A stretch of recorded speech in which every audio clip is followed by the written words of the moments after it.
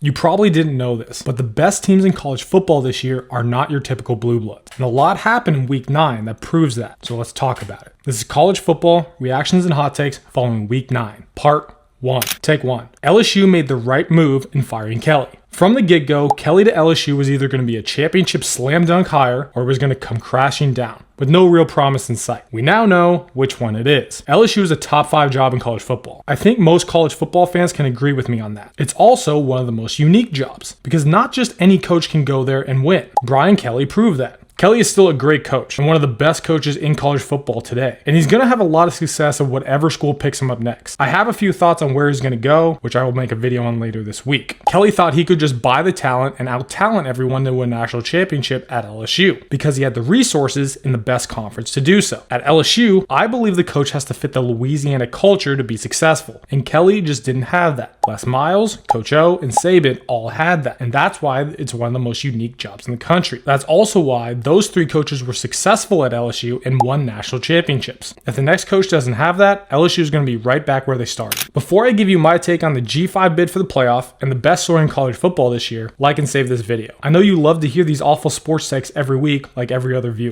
Take 2. Memphis will be the G5 bid to the playoff. A few weeks ago, I said this. After the loss to UAB, one of the worst schools in the country, that take was looking like it was going to age very poorly. All of a sudden, Memphis is back in the driver's seat for the G5 bid. Memphis obviously holds the tiebreaker over USF. I think both of these teams win out. Memphis's possible losses at East Carolina. USF's possible losses at Navy. Maybe UTSA because that coach has a history of doing nothing but winning in the conference, but that's highly doubtful. Assuming they meet in the American Conference Championship, I like Memphis again. And it's because Memphis has the better defense, and I think Golesh is his own worst enemy. USF had this game won, but Golesh wanted to keep running hurry up instead of milking the clock when they were up late in the 4th quarter. Memphis got a stop, went down and scored, and won the game. I think Memphis' style of play puts them in a better position to win if they do meet again. I know Navy is 5-0 right now, and they play both of these teams, but I just believe both of these teams will beat Navy this season. I still support the troops though. Take 3. Vandy is a playoff team. I said this last week, and after the win against Missouri, I'm doubling down. This team is averaging 6.3 yards per rush as a team. That's number 3 in the country. And look at this remaining schedule. They play Texas this week, which they no doubt can win, but let's say they drop that. The next 3 games will be wins. Yes, they will beat Tennessee. Tennessee's best win is against Mississippi State, who they took to overtime. Mississippi State still does not have an SEC win. They have played and beaten no one. Vandy is battle tested. They have beat better teams than Tennessee. And how can you bet against Pavia at this point? This kid is a straight up winner and the best story in college football over the last decade. All he does is win games. Let me know what I missed and what I got wrong. Follow for part 2 tomorrow.